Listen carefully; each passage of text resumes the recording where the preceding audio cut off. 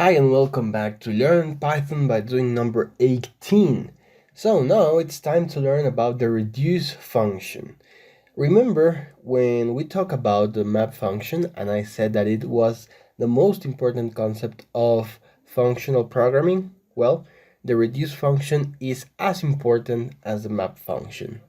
It's also extremely used in big data. So there's this thing called Hadoop MapReduce, which is a software framework for big data. And if you want to do big data, then probably the first two functions that you're going to encounter are map and reduce. But what does this reduce function do? It applies a function of two arguments cumulatively to the items of the iterable from left to right so as to reduce the iterable to a single value. So I say that it's the contrary to the map function because with the map function you are creating another, for example, if you pass a list, then you are transforming that list. But with the reduce function, then you are transforming that list to a single value.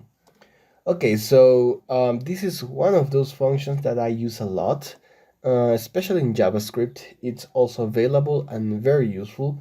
But here in Python, you have to import it from the functools library. So that's the first thing you have to do. And now we're going to see a simple example, which is summing the elements of a list. Okay, so as I told you, the first element is a function which takes two arguments.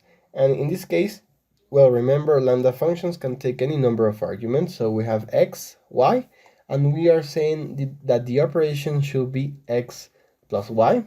Then we pass the iterable, and there is a third argument that we're going to see in a moment, which is, well, you can say the initializer. Let's see what the result of this is. Well, this is 15, and I'm going to explain you what's actually happening here. So in the lambda function, the first argument x is the accumulated value, while y is the current value. So in the first iteration, we're simply doing 1 plus 2. Then in the second iteration, we're doing 1 plus 2 plus 3. In the fourth, then x is going to be 1 plus 2 plus 3. And then we add y, which is the fourth element, which in this case is 4. And now x is going to be 1 plus 2 plus 3 plus 4. And y is going to be 5. So that's how this reduce function works. And well, maybe this is an overkill because you can apply sum directly to this list. But suppose you want an offset, so you have to initialize the sum in 10. Then you pass this third argument, which is the offset, if you want to see it like that. And now the result is 25. Why? Because, well, the sum of all of these numbers is 15, as we saw earlier, but now we're summing 10, which is the offset. So 10 plus 15, it's 25. Okay, so this is extremely useful. Again, if you have more complexity into your function, you can define your own function, but remember that that function should have two arguments. And in fact, we can replace this.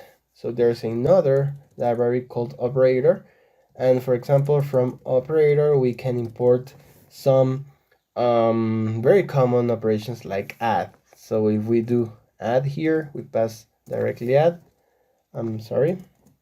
then it's 25.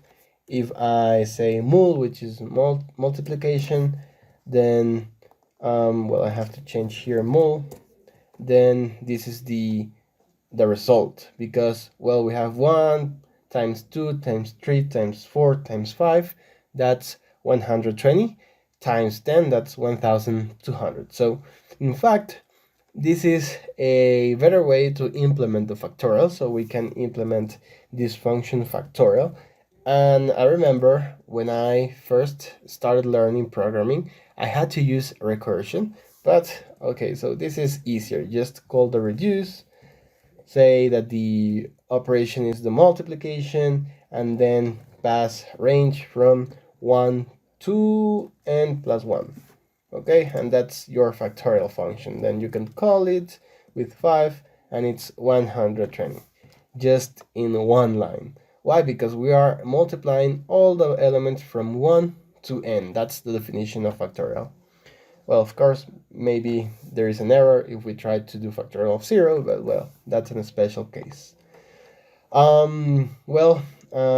There's a lot of applications for the reduce function, but you have to keep in mind that it helps you to take an iterable and reduce it to a single value, and that's why it's called like that. And this is extremely important.